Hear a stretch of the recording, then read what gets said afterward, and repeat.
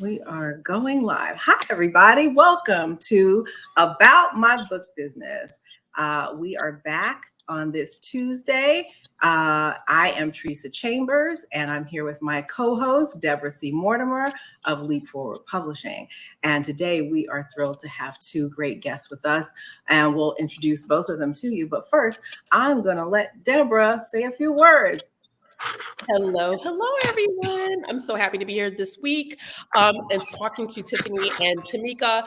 Well, would you like to talk about what our wins are this week, right? First, before we get started on what we got going on this week. Oh, we absolutely can. Yeah, of course. What do I have going on this week? Well, I have a webinar on Thursday about trademarking for my beloved Theta Phi Beta Sorority Incorporated. So I've got that going on Thursday, and that's just about it, I think. That is awesome. So for me, I have this Saturday coming. I will be joining Ann O'Connell, who was our guest last week, for what she's called Saturday Sessions, which is a series of workshops for authors to help with all aspects of publishing. We're going to be talking about my favorite subject this weekend and what my real specialty is, which is marketing. So if you are around, you can look up the post on my LinkedIn page, but it's for Saturday Sessions on Saturday morning, and it's a couple of hours long, and it's really going in deep. It's $30 to join, but it'll be well worth it. If you don't get your money's worth, then you got to call me on that one. But that's what I'll be doing this weekend. So really looking forward to that. Excited to share some knowledge, of course, always giving it here as well. So really excited to do that and looking forward to seeing folks. So, Deb, I'll let you go ahead and introduce our guest today. Yes, I'm so excited to introduce these two wonderful women who I've gotten to know for the last, 3 years now. We have Tiffany Obeng, who is the CEO and founder of Sugar Cookie Books, and she's also a fellow attorney.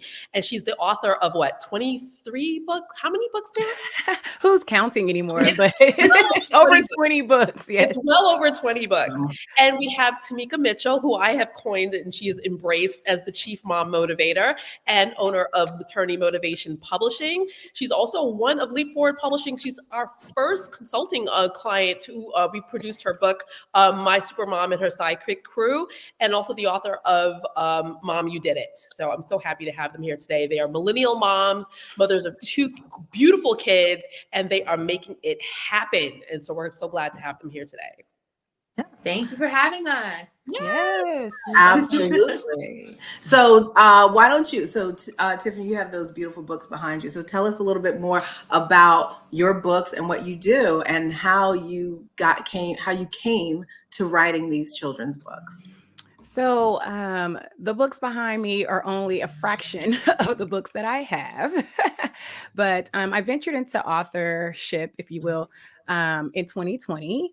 It was during a pandemic, just like a lot of us authors. It was during a pandemic. I think now looking back, it was a way to kind of have a sense of woosah, a sense of calm, a sense of control during such a crazy time, especially with all the social issues that were happening. But I ventured into becoming an author, a published author, as a bucket list item initially, to kind of create a legacy for and with my son. And to just say I did it, since my mom and my husband were always on my back about creating a book. And so Andrew Learns About Actors was the first one, because I love TV. I love movies. I think the Oscars is the Super Bowl of movies. And so my son also loves reading. He loves TV, things of that sort. And so cut to a few months later, we're still in a pandemic. I'm now pregnant with my second child. And I started working on Andrew Learns About Teachers, which one was to expose children to the career of being a teacher, because I wanted them to know that the people they see every day, you can actually aspire to become. And two, I wanted to pay a sort of homage to the teachers, because they were doing a lot of pivoting at that time. Again, my husband and my mom were educators during that period. And to see all the things they were going through was it was a lot. And so I wanted to pay homage to the teachers that were in my life and had been in my life. So it was after Andrew Learns About Teachers that I realized the statistics surrounding diversity in kids literature, realize that the work that we're doing as authors can have a social impact. And that's when I just became really inspired and started pumping out book after book after book.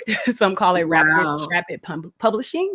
And so I, as you see, continued expanding on the career book series. So currently we explore the careers of actors, teachers, lawyers, scientists, and engineers. And then I also branched into seasons books because I noticed there was a void in diversity in seasons books. And so we have all 4 seasons. I also have a journal to go along with the career book. So career exploration, because that's a way that I can introduce more careers at a quicker rate. So like the journal features 8 careers, 5 of them that's here, and then 3 additional ones. And then we have, like, if I start talking about all my books, but we have a book about lying, Scout's Honor. We have good sportsmanship books. We have a fun book called The Night the Lights Went Out. We have a book about divorce. We have My Summer Skin is Radiant, that's promoting self-love during the summer, especially for people who were born in the South or in the South, where it becomes an issue to get darker in the summer. So I wanted to celebrate that and change the narrative on that. And we have one of my favorites, Black Boy Hair Joy, where we're celebrating Black boys and their hair, because there's not a lot of picture books about Black boys and their hair, and they're just as important and need just as much support as our Black girls. All right. I love it. Oh my gosh, there's so much we're going to dive in there. But let's hear about your experience, Tameka, because, and no pressure, because as we've said, you all are working moms. So I'd love to hear about your experience and how you came to write what you wrote.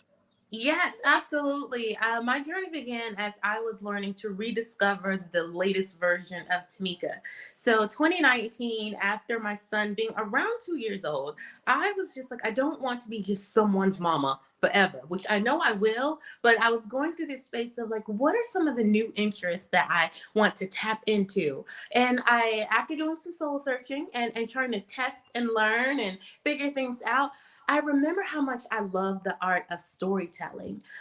Being a military child, every couple of years moving, I was always the new kid. So I had my notebook writing stories of either the last place we were stationed or where we were headed and what it was going to be like. And I enjoyed that so much. And now having children myself, I wanted to make sure that I shared stories that reflected the world that we live in, celebrating family, celebrating believing in yourself, and not being afraid to ask for help. And that was my own personal journey as well, because as Deborah mentioned earlier, I reached out to her and she reached out to me, and I was like, well, I'm a little nervous because I just had my daughter who was 2 during the pandemic, similar to Tiffany. And it was just a lot of, things going on in the media and, everyone being isolated and being grounded on like, okay, what's the next phase of my career going to look like? Because at that time of close to 15 years being within the financial industry and within corporate America, and still to this day, I wanted to redirect what the next leg of my life was going to look like, how creative I was going to be. So we started and developed My Supermom and Her Sidekick Crew. Yes, and every time I go to the libraries or events, they're like, it's you. And I'm like, well, what makes you think that? And the hair. So with the development of My Supermom and Her Sidekick Crew, being very intentional in the family dynamic, being very intentional on the features and how each person looks, and whether your family looks like this particular cover, I wanted to promote that each person is a superhero. We have our own talents. We just have to take the time and the patience to lean into that. So that's with My Supermom and Her Sidekick Crew. Last October, we have My Mom, You Did It, which Deborah mentioned, and it's my love letter to mothers. I want to normalize the conversation around postpartum experiences. To be honest, We don't talk about it. And it wasn't until I dived into this book and doing my own research on how perinatal mood and anxiety disorders exist, and it's real, and it's not just the extreme of postpartum depression. So this is my way of starting the conversation. And honestly, the books that I create under Maternity Motivation Publishing, it just so happens to be a children's book at time, or it may be a colorful reflection of maternal health equity. But ultimately, I want to create conversation starters. I love it. And yes, you are the chief mom motivator. And I really want to lean into that some, because I want to hear more about you and Tiffany as moms, working moms. What do you like? Tell us about your jobs and how much time you spend working, and how in the world did you find time to publish these books? So I still wonder that every day as well. We have more hours. Let me tell you something. I am convinced we have more hours in the day than we're working with. More hours in the day. By the calendar. So at the time when I published the 20, well, probably 18 of them, I was at a different job that had a little bit more flexibility. Remember, we're now at home, so the commute is not a part of our stories anymore. A lot of us were commuting probably an hour on average, just one way, so 2 hours on average. So now you have that 2 hours back. Also because you're probably stuck in your house, or at least I was. I wasn't going anywhere. Then you have that extra time. And remember, I was saying, I think it was kind of helping with mental health. Tameka said something about postpartum, and think about having a baby during the pandemic and during social unrest. Like, if you didn't have postpartum before, then yeah. So, and with technology, I like to tell people that we have so much technology now. So even if I'm not sitting at my desk pounding out a manuscript, when I have ideas that come to me, then I can pick up my handy little phone and take notes or do research. So if I'm in the car, we're heading somewhere or something like that, then I can say, oh, this came to mind. Like I literally came up with My Summer Skin is Radiant while I was sitting in the car and just started putting down lines and trying to figure that out.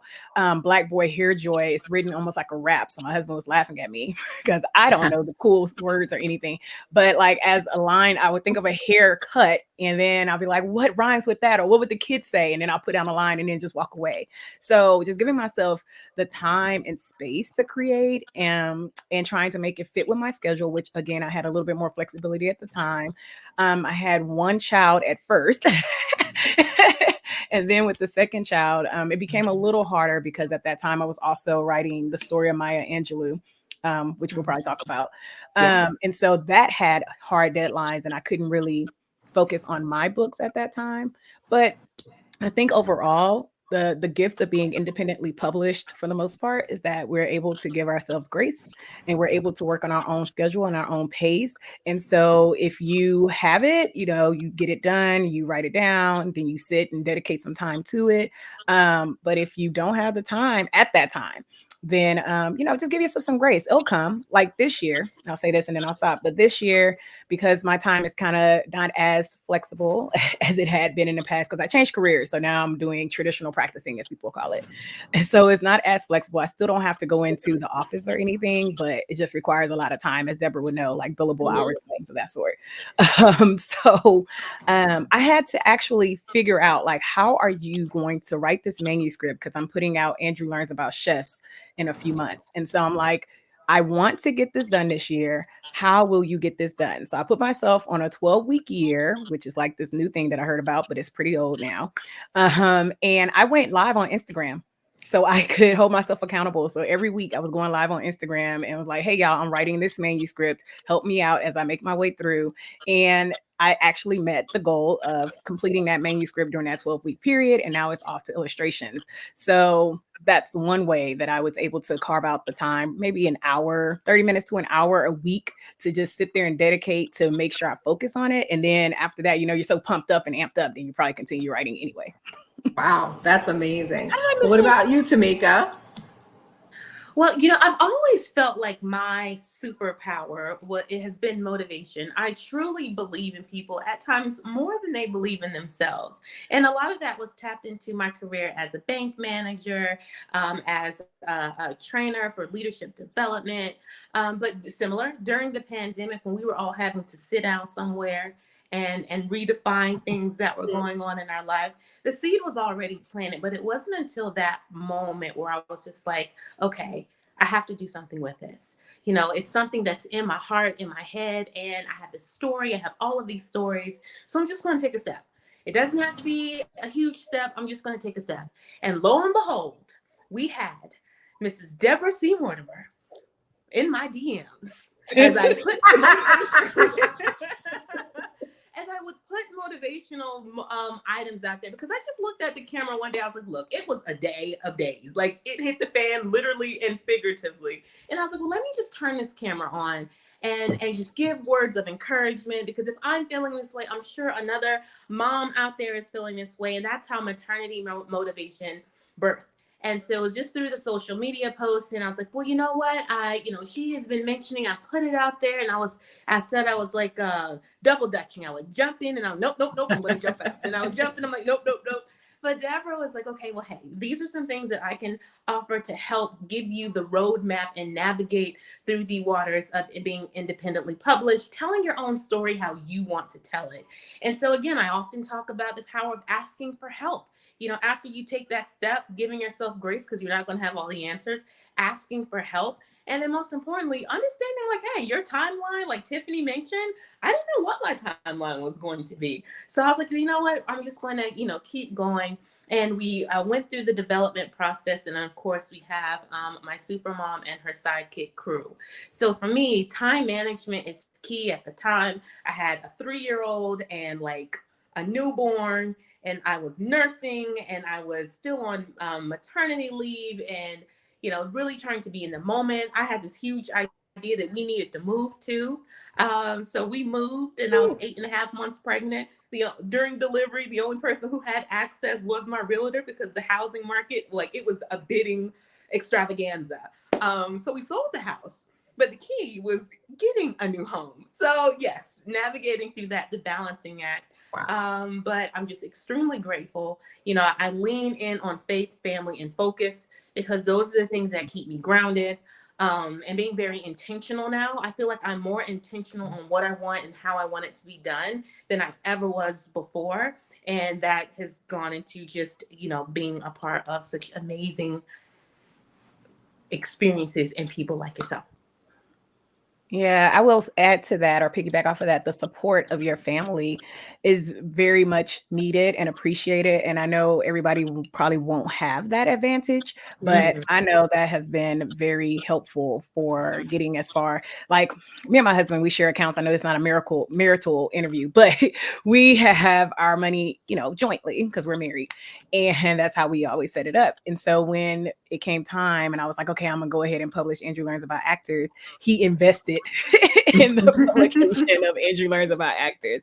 And so we always joke about him being my manager or my investor or whatnot. But seriously, the jokes aside, if he hadn't been like, yes, use that money, to create a book, as we know, publishing or creating children picture, emphasis on picture books can be expensive. And so if he hadn't said, yeah, we're in the middle of the pandemic and we don't know what's going to happen from day to day, so leave the money alone.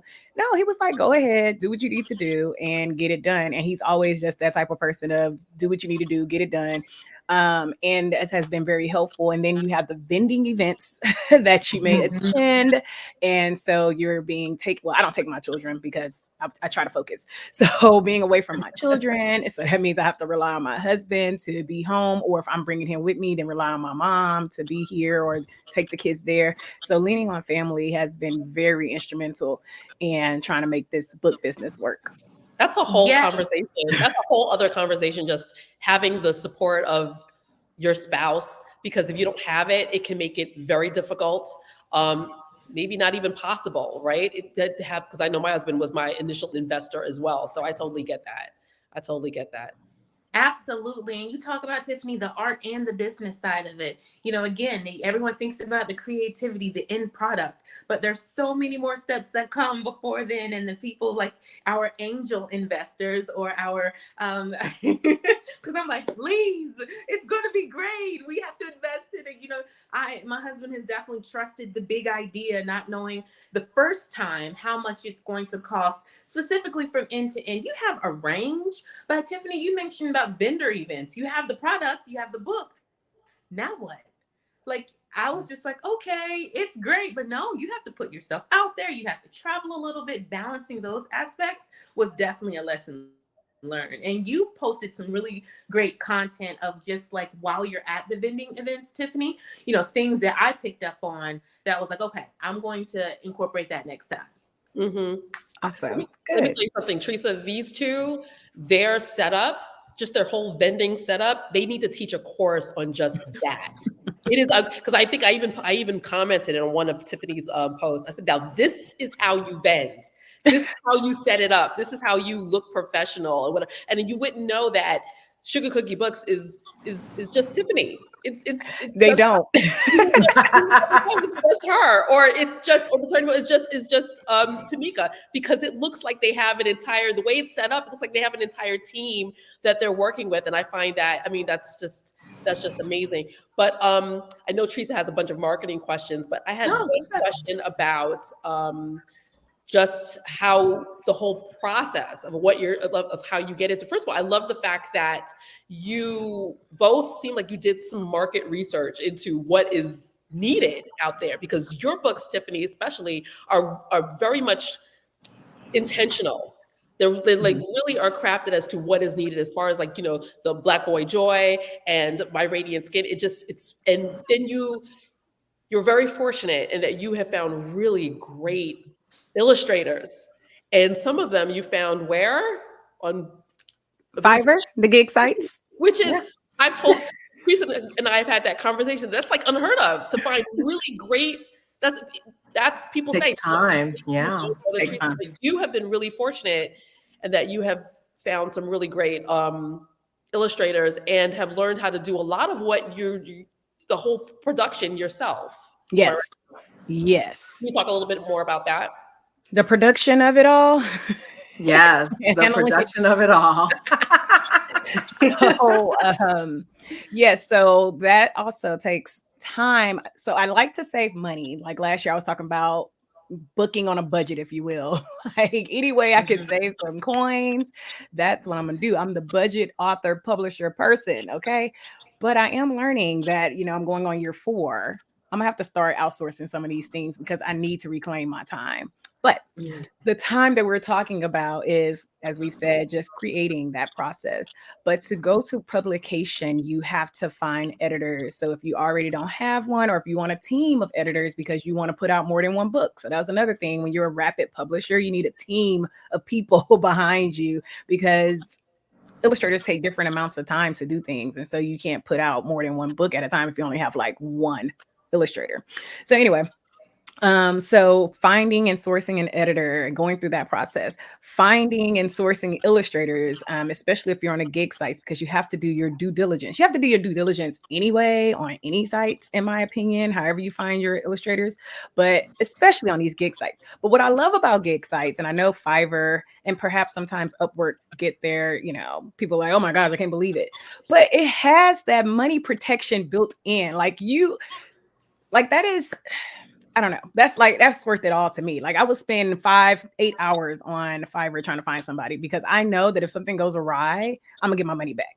And that's always important to me. So anyway, so finding the illustrators, that takes time. And then when you go through the illustration process, you have to have the illustration notes. You have to, or it's good to have like examples of what you want, so you can be on the same page, especially if this is your first time working with that illustrator. So doing that research on that end, then communicating with the illustrator all throughout the process, going back and forth. So that takes some time. It's fun, but it takes time. Then after you get that complete package, if your illustrator doesn't do the layout and formatting, then you have to find someone else. But luckily, I've been able to find either illustrators that'll do it, or I've done it a couple of times myself, because I'm like, oh, I know what to do.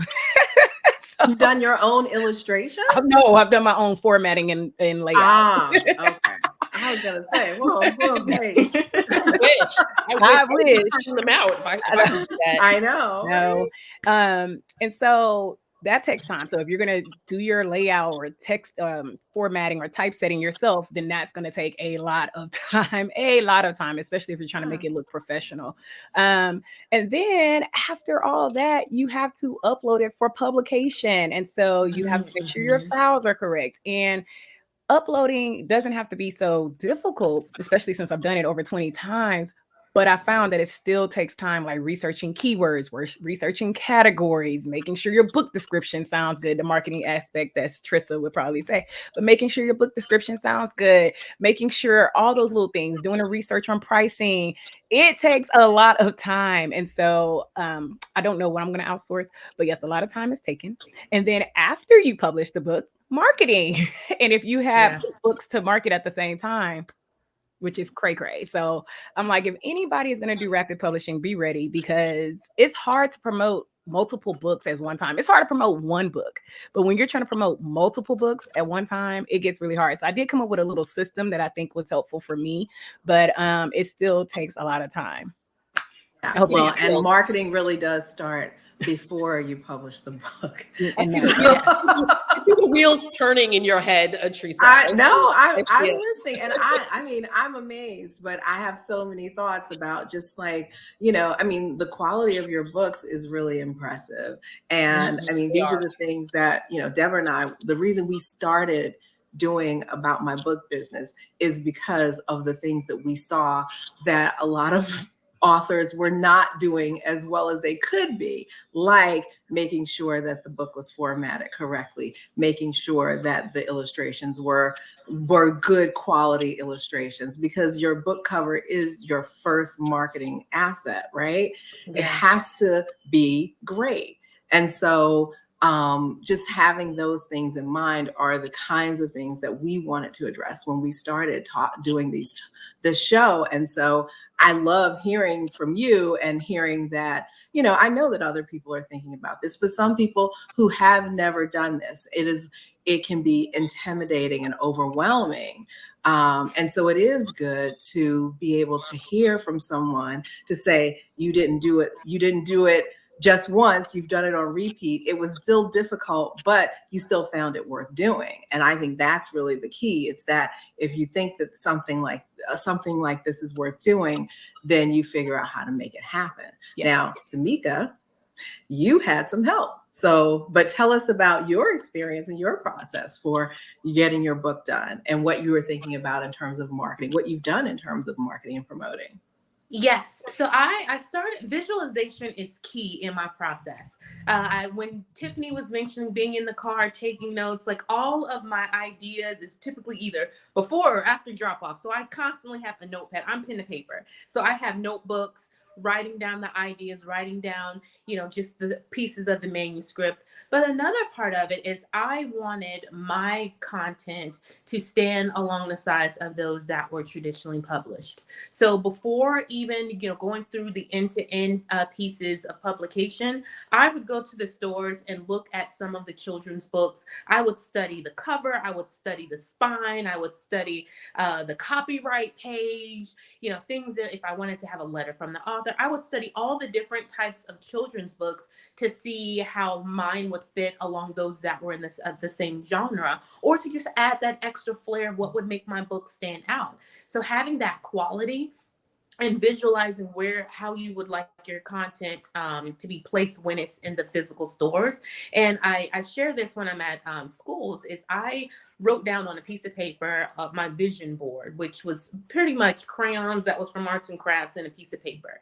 And I wrote down some of the things that I wanted to do, whether it was an Amazon box, a book, a store for Barnes and Noble, just things, writing books, children's books. That was on a piece of paper that was in my office. So I kept my eye on the prize. So I often talk about just things that internally we have to focus on first, because it's not an easy journey. There's going to be roadblocks. There's going to be things that go bump in the night. But if you're not grounded in your core on why you're doing this, it's easy to be like, I'm just going to throw that to the side, or I'll do it next year, or life happened, I just can't. So I was laser focused on my why. And then again, having the blueprint with Deborah from, giving me that coaching of like, hey, these are the things that you're going to start out first. Tiffany mentioned illustrator notes. I was just like, well, I told her what I want the image to look like, and I'm like, well, communication is key, because also leveraging Fiverr. And you may or may not have someone that is in the same country as you at times, but having strong communication visuals. What's helped within my day-to-day job as a design consultant is adult learning and adult interpretation. So I often gave pictures, I gave a description, I gave a picture of my face, of my family's face, and I asked questions like, did that make sense? Because what's in your head, you have the visual, but it's having other people around you to understand that vision and to help you move forward. So those are the things that were important to me. And I mean, again, the art and the business, I was like the big idea, but there were so many other aspects of just getting the manuscript or the entire project under the copyright. What was important to me is I see myself as the female LeVar Burton. So having my book in libraries was important. So, okay, hey, how am I able to get my books in libraries and registered? So, having someone guide you, especially for me with the first book, was so important. And being able to ask those questions or have them provide recommendations and a lens that you may or may not be familiar with. And so I could honestly say with book 2 of Mom, You Did It, I was a proud student sharing it with Deborah. Like, okay, I didn't tell you much about it, but here it is. I was very pleased. I was very pleased. Very pleased. Yeah. I love it. I wanted to add, darn it. I knew I was going to forget. I should have wrote it down. Okay, go ahead. Sorry, guys. Well, while you're thinking about that, I am interested in hearing, because we have a lot of knowledge about self-publishing, but you did have that experience with publishing with Simon & Schuster. Would love to hear that, because people are always interested in finding out how they can get published by the big publishers. Okay, so I do want to say real quick, I wanted to emphasize the importance of knowing your why. So talking to other authors who are in part of the boom, and we call that like in 2020, it was like a boom in Black kid lit. And so a lot of them, if you look around, look to your left, look to your right, have fallen, I don't want to say fallen off, but stopped. They have stopped creating, or at least producing. And so I'm not saying they didn't have a why, but it gets so hard out here and we get so busy that if you have your why, it can keep you going, keep you moving. And that's why a major part of the reason why, one, I keep going, but two, when I created a journal for Black women who want to write a children's book, I made sure that was the first part that the person who's completing the journal understood. What is your why? Because you're going to need that. You're going to get negative criticism, especially if you're a Black author, especially if you're writing about Black experiences, or even if you just have a Black character on your cover, you're going to get negative feedback, whether you want it or not. And so you have to be like, knowing your why will keep you guarded and prepared for that. Okay. That's all I'm saying. So how did I get with Simon & Schuster? All right. So that situation, I didn't even know this existed, but apparently there's companies that contract for hire, like contract authors for hire. And so I was sitting minding my business and I received an email. And at first I was like, Austin, my husband's name is Austin. I was like, you think this is real? He was like, I guess. I started doing some research because I'm like, I don't know, scammers nowadays. And it turned out the company was real, that like sources writers. And so, as Deborah might remember, I had been approached by that company to write a book. I think I was pregnant at the time, and it was a big feat, and it got shelved because they're like a data analytics company, and they were like, oh, well, now our data shows that it's trending downward as far as like the searches or the need for the book. And and so it got shelved. So I like to tell people, warn people that although I didn't have a traditional publishing route, it still is like a record company. Like, you don't know if your stuff is going to ever make it out off of the shelves, out into the print press. So you can put in all that work, which I did put in that work and I got paid, but it hasn't seen the light of day, and it may not ever see the light of day. So anyway, cut to a few months later, now I have my little bundle of joy, and I'm just minding my business once again, creating, and they come back and they say, hey, you want to write about XYZ? And I was like, sure. So you have to send in like a writing sample. So I sent in a writing sample. They picked somebody else. I was like, oh, okay, darn, whatever. I thought this was my time. But then a little bit later, they came to me. And as I say on my Instagram, I love me some Maya Angelou. So they came to me after that, like, oh, rejection, if you will. it came back to me again. They were like, hey, you want to do the story of Maya Angelou? And I'm like, well, duh. So I didn't have to do a writing sample that time because they were like, oh, we'll use your other one. And we started a process. We were making it further in this process than we did with the first one. So I was like, okay, great. We made it to illustrations. It's sitting at illustrations. And then it stops. Ah. And they're like, well, how did they find you in the first place? They found me. They have researchers. And so what I could gather is that they found me because I had a presence, and it wasn't even a big presence. I had just gotten on Instagram when I started Sugar Cookie Books. Like I was not on Instagram or anything prior to. So they found me on Instagram. So that's why I say, like, even though you may not want to do social media, such as myself, you have to have some type of, like, nowadays you have to have some type of presence, some type of activity, because people want to see that you're active on social media. Like, it's your currency nowadays. And so so go on. Yeah, I cut you off when you were talking about no, that was it got stopped. Okay. So and I think because Maya Angelou is, you know, an artist, if you will. She's an author, artist. And the first book they had approached me to write was about artists, Black women artists. And so I really think that Andrew learns about actors, that blue cover. I can't do that over here. I think that was one of the reasons as well why they chose me. And what's interesting about that is Andrew Learns About Actors was the first book I put out. I didn't do any marketing on it. I was just, like I said, just doing something or whatever. Didn't think much of it. And so it fell by the wayside as far as like sales, right? So it's not like my most successful book out of all the books that I have. And so I was like, oh man, you know, nobody wanted to know about actors. Nobody wanted to read about careers, you know, like all in my feelings and things.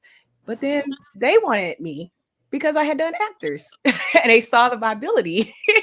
And so it's almost like a look at God moment. So fast forward. Love it. I'm sitting there waiting for them to communicate on next steps. And they're like, oh, we've gone through some changes and downsizing. And so we're now moving forward with a number of projects. I'm like, again? So after I hung my head and shuffled around at what could have been, some months later, they call me back and they say, guess what? And I say, what? And they're like, we're going to, you know, finish your book and put it out. And I say, what? And so they put the book out. And that's when I learned, as I got a Google alert, that it had been published by Simon & Schuster. So I didn't even know until the Google alert was like, and I was like, why is my name with Simon & Schuster? What is this? Wow. That's awesome. Well, that's because, I've mentioned is that book packaging is what happens with that's an opportunity for a lot of authors to get their books on those, and within those top distributors, those top traditional publishers, the book packagers who you were working with, book producer, and they get contracted with those larger companies to produce and distribute books based on some goals that they have, some business goals that they have. And a lot of times what they do is that they don't have in-house people. So if they're working on a project, they'll reach out to folks like you, they'll identify. And so it's great to know that there's people out there researching and looking for writers who can contribute. And the other great thing about the book packagers is that they are interested in producing series. So the things that you have already started, I can imagine that there is opportunity, if you haven't even been talking to them already, about producing series, but career series.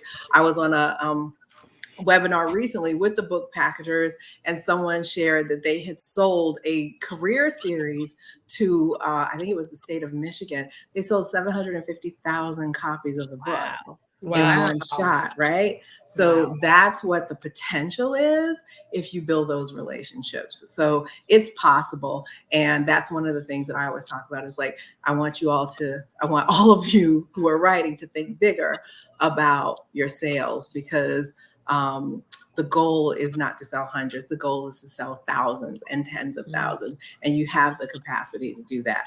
But you got to learn. We're learning. And so I really give you props, Tiffany, for all that you have learned so far. And also, Tameka, you are getting yours on, because the other part is like, knowing that you can call on resources too, right? Yes. You and Deborah reaching out, because Deborah is that person. She is our cheerleader. She is the one who's going to make sure that we get the stuff done. So definitely love that. Indeed. And I also say, just again, you mentioned the power of relationships. Through the connection of Deborah, I was able to connect with you, Tresa, as I was thinking about, what the first book is going to look like, and my vision on it being a series, or just the possibilities. So it's definitely about building connectivity, having relationships, and earning relationship currency too. Because you have to build trust with the person in front of you in order for them to lend their relationship currency to someone else. So I've heard that, I want to say it was Carla A. Harris that talks about this. I follow her on Instagram and read her books. But yes, relationship currency is always in my back pocket. There's something I wanted to say. Oh, I'm sorry. Go ahead. Go ahead. No, you go ahead. Something I wanted to say earlier and I forgot. Now I remember. Did I forget again? Yeah, go ahead, Tresa. I forgot again. So I have a question, because it sounds like you all have things went so smoothly for you. But what was one challenge that you faced in your journey of publishing your books? I'll start. I would honestly say it was more internal. It was a lot of internal work of believing that I had what it took to get it done. It was a lot of, I don't know any other authors that's doing what I'm doing. So am I good enough? So I had to do a lot of internal work of just knowing that I'm worthy, knowing that every experience, every piece of education or connection that I have is bringing me to this current place where I can take the step and not have all the answers, and it will be okay. So that was one of my biggest challenges of, again, being a mother of two, and trying to figure it out with going from 1 to 2, but then the internal work of knowing that I could do this. Great. Imposter syndrome is so real, and I still experience it after 20 plus books. After The Story of Maya Angelou, after Simon and Schuster, I still experience it. After accolades, after selling thousands, I still experience it. So I don't know if it ever goes away. But the important thing is, we're all keep moving forward anyway, doing it scared. But I would say, in addition to the internal struggle of doing it scared and moving forward anyway, I think a challenge that we all probably face, being that we publish books with Black faces on them, is the different privileges, I like to call them privileges, that exist within kid literature. So you have the privilege that if it has a white face or a face that's not a BIPOC person on the cover or featured, then it's for everybody. But once you slap a minority on the cover or feature a minority, then that's just for you. That's your Black book. Okay. Because my books, other than My Summer Skin is Radiant, which appeals to not only people that were born in the South, but like people who were born in India, people that were born in parts of Mexico, like anyone that deals with colorism, parts of Africa. So, but My Summer Skin is Radiant and Black Boy Hair Joy, those are probably the only ones that are very specific for like a group. But everything else explores universal themes. Careers are universal. Seasons are universal. Whether you should lie or not is universal. But because I have a Black character stuck on it, it's like, oh, that's your book. Okay, you make Black books.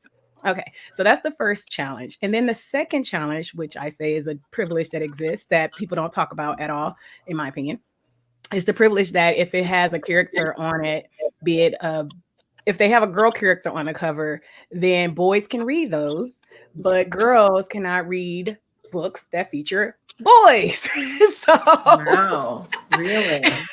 So they're like, where are your girl books? I get that all the time. And I get, where are the boy books? And I point them to you. Whenever they say, well, wait, do you have a career book for boys? I go, I don't. I said, but this book is it's relatable to both boys and girls. But if you're looking for a book that has a specific boy character on it, let me tell you about Tiffany Obeng, because she has career books with boys on it. But so yeah, I get the same challenges as you. Yes. So but I remembered what I had to say. So yes. Yeah. You made a point of, the look to the left, look to the right from the pandemic of people who have dropped off. And I think what separates us from some of those people who just, I don't know, just decided not to pursue it anymore is that maybe it was just a fleeting passion. It was just something that they, a passion project. They wanted to see a book with their name on it. But what separates you two is that the passion ran deep. And so you forged it into an actual business. It's the underlying, you said the why. It's the underlying, not just that you wanted to put out a book, because sometimes people just write and they just write to write, but you guys really wanted to change the narrative. You're on a mission, and I think that that's what separates it. Is that we're talking about the business, about my book business, right? So we're talking about turning that passion into something that is an actual business, and changing and trying to do your little part to change the world. So I think that's the reason why we're still here, because it's not just something fleeting. We really wanted to do something to make a difference. Yeah, and so still going back to the challenges. So we have books that we don't have a lot of books that feature Black boys, but we also have low literacy rates among Black boys. And so it's like, are those connected? And so I keep doing my books, and I'm even like more like, I'm gonna definitely feature Black boys, even though most of my books, if not all of my books, are inspired by my son. So that's why it features a Black boy, because it's just my son is the inspiration behind it. But now when people always constantly say, where are your books for Black girls, or Black boys don't like to read, or Black boys cannot read, I'm like, well, maybe this is part of the reason why. And then we have the tack on Black boys. And I'm like, if we can share the images of our Black boys doing everyday normal things, then maybe, as Deborah was saying, the world could be made a safer place for them as well. Like, if you're going to see a Black boy hair joy, you see a boy with locks. In Texas, we're now dealing with that case that's still ongoing, where this teenage boy, he wears his hair in clean locks, and he has been in in-school suspension and sent to alternative school, all because he refuses to change his hairstyle. So it makes you wonder, if we had a book like Black Boy Hair Joy, where we see a boy just being a kid skipping down the hall. I don't want to say you should be skipping down the hall, but the point is, he's a joyful kid skipping down the hall, and they're like, man, your hair is so cool, whatever the line is. What if other people seen these images a long time ago? So when they see a Black boy with their different hairstyles, or the books about Black girls and their hairstyles, they won't be shocked. It won't be shocking. It'll be normal. It's like, oh, it's just hair. Like, it's just hair, people. So, yes. Yes. Tameka, you want to comment? No, I totally agree. And I mean, it goes to many conversations that Deborah and I have had around just the sense of letting kids explore their imagination and all the wonders of their imagination. And we know, raising young Black boys, that they're going to go into a world that's not so kind at times. But giving them the small window of that they have to be kids and to enjoy and celebrate that imagination, I think we need to, again, being mindful as age is appropriate of introducing certain topics, but allowing them the space to have that imagination for all children. I love that. The inclusivity of it. I mean, the kids have friends, and boys can be friends with girls, and girls can be friends with boys, and we have role models of different genders and backgrounds. So that makes so much sense. Yes, we're adding to the assortment of books that are available and the assortment of stories, not taking away, not isolating. So not promoting that is really important. Yeah. So I want to hear about what you all have planned next as we wrap up. What do you have on your agenda for the coming months? School is about to be out, isn't it? And summer months are coming, and you've got more books, or what's happening with you all? How can we support you? Well, as I mentioned, I have Andrew Learns About Chefs. It will be coming out on one of those national holidays. I can't remember right now, but I think it's in July. But it's going to be coming out during one of those chef holidays, because I was like, oh, that would be really cool. And so, like you said, doing your research, you realize that not only do they have days for everything, but I like what I did with Andrew Learns About Lawyers, where I had Take Your Kid to Work Day as like the setting, and that kind of took us into what his mom do and exploring the career of lawyers. So I kind of did the same thing with chefs. And I've been watching this show called The Bear, and I'm like so proud of myself because I'm like, man, I did a good job capturing the career of chefs, you know? So anyway, so we have that. Huh? That you do your research in these books. Her Andrew learns about lawyers is I use that whenever I'm talking to kids about what lawyers do. I use that as an example to show them because she did such a phenomenal job with that. So yes, and other moms when they go to like career day and they're a lawyer, they're like, I used your book, and I'm like, oh, that's so cool. Thank you so much. And did you buy 100 more? That's the other question. Follow up. That's me. That's tell you, Tresa will. She will have you conquering the whole world. Yeah, I love it. And then Juneteenth is coming up. And so one thing I learned last year when I was focusing on vending as my primary selling strategy is that we have our months. We have Black History Month and we have Juneteenth. Okay. So I'm going to be out in them streets, not in the actual streets because it's hot in Houston, but I'll be out in the events that are inside with my books to make those connections and those sales, Tresa, those sales. That's right. Don't forget Black Music Month too. Which one? Black Music Month. Oh, I don't know about that one yet. Oh, that's June, baby. All right. Well, it's all in June. So there we go. Is that in Texas? Is that in Texas, Tresa? Black Music Month is national.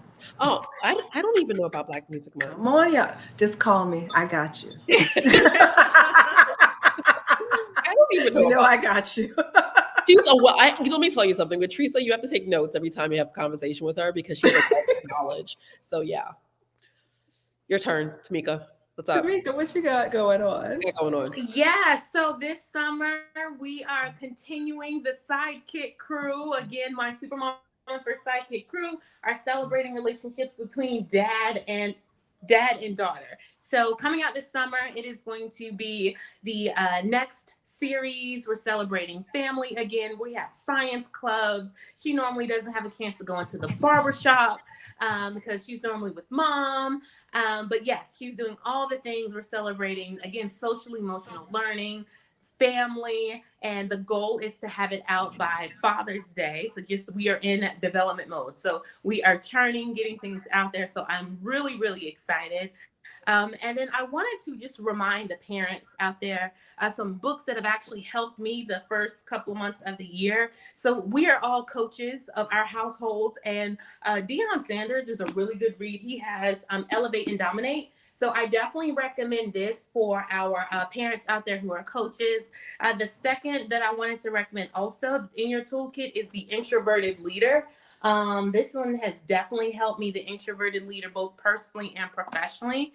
Because again, looking at Tiffany's Instagram, today is World Book Day. So I wanted to make sure I shared those two books that I had in my toolkit. And then the second thing I wanted to highlight, again, motivation is out there. I'm in a contest, y'all. I'm in a contest. It's the Supermom contest. And it is all the things. It's an opportunity to celebrate kids and the Children's Miracle Network. It's for a beautiful cause. Each of the mothers that are in the contest, their votes that they receive go towards the Children's Miracle Fund. So it's not only a contest to celebrate rockstar mothers with a prize, but we are giving back to the community. The goal, once we are winning, because we bring home the gold, y'all. Once we win, we're going to give back and reinvest in projects such as children's literacy and maternal health. Those are the things that I wanted to highlight. But at the end of the day, I just want to make sure that each and every one of us are continuing to live the most authentic and joyful life. Because it's time to go be dynamic, y'all. It really is. Yeah. I love it. I love it. Thank you so much, Tameka and Tiffany. Deborah, you want to close us out? Oh, well, this has been an awesome, almost an hour, right?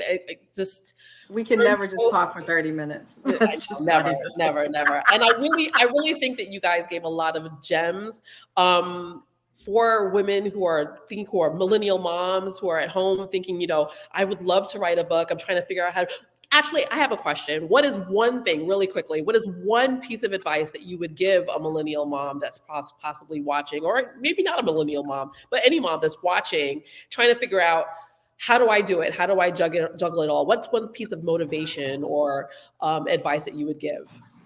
I don't know if it's motivation, but it's relatable in my opinion, and maybe transparent. So I always still constantly feel mommy guilt. I'm always like, maybe I didn't spend enough. Maybe I was on this podcast or LinkedIn show and I should have been out there with my child. So I always have those thoughts. But again, just having the family support. And when you do have the time, such as last Saturday, I spent time with my family. I dedicated it. I got invited to an event and I said, you know what? No, because I said I'm gonna spend time with my family. So saying no, learning to say no, prioritizing your family, but you're gonna still always feel that mommy guilt. And Deborah and we were talking about this offline, but since the pandemic, I think people started realizing, as you call them, millennial moms, that we didn't have to just be one thing, that we are able, because of technology and because of opportunity, we are able to pursue so many different things now. So I'm an attorney and I'm an author, I'm a business owner, and so on and so forth. And when I go speak to kids, I tell them they could be anything they want to be because we're talking about careers. And that could be more than one thing. So you don't have to pigeonhole yourself anymore. And it's kind of liberating to know that you don't have to stay focused on one thing for the next 55 years of your life. And you can focus on one thing for 55 years in your life and also do something else. Awesome. Tameka? The advice I would give the listeners, whether it's a parent or a mother, is I would say give yourself permission to invest in you. You give so much to everyone else, whether it is a new bike, a new class, you will make things happen for that. But I want you to give yourself permission to do that for yourself. And the second thing I would say to that is just redefining your expectations of motherhood. You cannot compare yourself to anyone else that seems to have it all together, whether it was your mother, your aunts, your inner circle or outer circle. You are living your own journey. You have so many beautiful things going on in your life. Embrace it and continue to take that step to invest in you. So that's the advice I would give. And I would add to, everyone has a story to tell. Everyone has a story that's trapped inside of them and has a story to tell. And what did you say, Tiffany? Do it afraid, do it scared, afraid, just leap forward. Leap forward and do it and tell your story. That's what I would say. And then have Tresa help you market it. That's right. Always call me and I'm always here for you. So just call when you need something. And I am so grateful to have had this time with all of you, talking about your book business, and appreciate the time. Thank you for the insights. I wish you much success in your business endeavors. I look forward to seeing you all around the streets of the book publishing world. And thanks so much. Have a wonderful evening. And we will see you all again next week. Hang on. Bye, everybody.